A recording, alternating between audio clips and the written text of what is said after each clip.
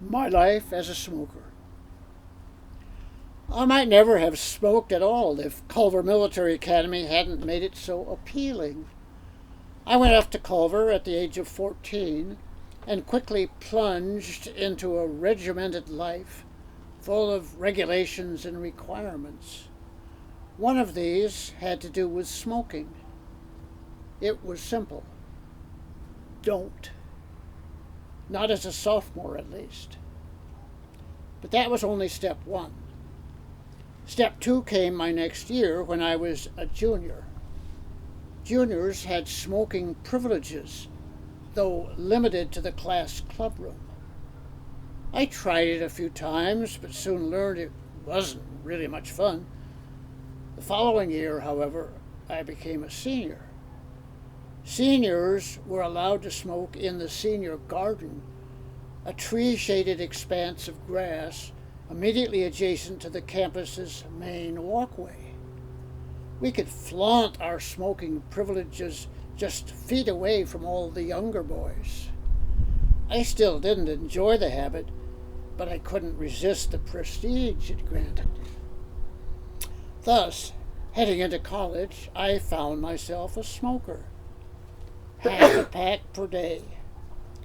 Neither of my two roommates smoked, and they weren't pleased that I did. But in those days it was not politically correct to protest very vigorously. So I went on blithely polluting the atmosphere both surrounding and within me.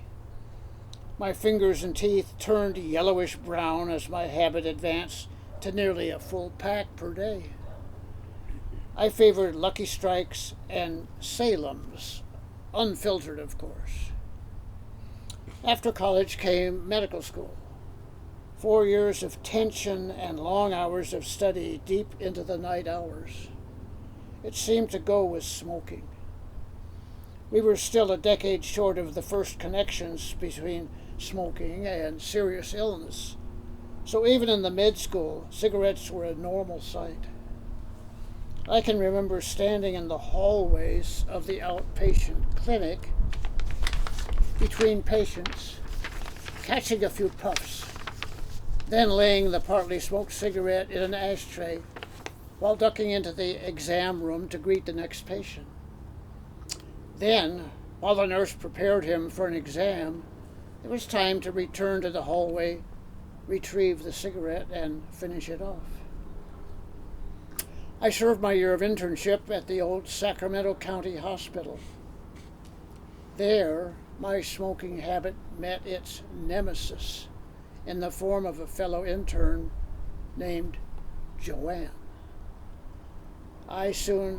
She was a slim, blue-eyed blonde with Texas, with dimples and curves. I soon fell in love with her, and to my amazement, discovered that she felt similarly towards me. We began spending all our free hours together. Joanne was a staunch Southern Baptist who intended to become a medical missionary in some foreign land. Naturally, she did not smoke, nor did she approve of that pastime in anyone else, including me, especially me. I was thoughtful enough not to smoke in her presence. She was gentle enough not to demand more.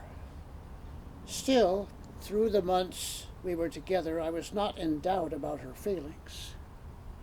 Finally, one April day, as our year together was drawing to a close, she picked a quiet moment to pop the question. "Ted," she drawled with that small, intimate smile, which always pierced so deeply, "it would make me really, really happy if you would give up your smoking. It would be good for you, too. Do you think you could do this for me?" "Come with me," I ordered. I preceded her down the hall to the refuse can. Reaching into my shirt pocket, I drew forth the half-finished pack of Luckies. I held it dramatically in midair for a moment, then simply let it drop into the pile of trash. And that was the end of it. Simple, final. I could have stopped anytime. All she had to do was ask.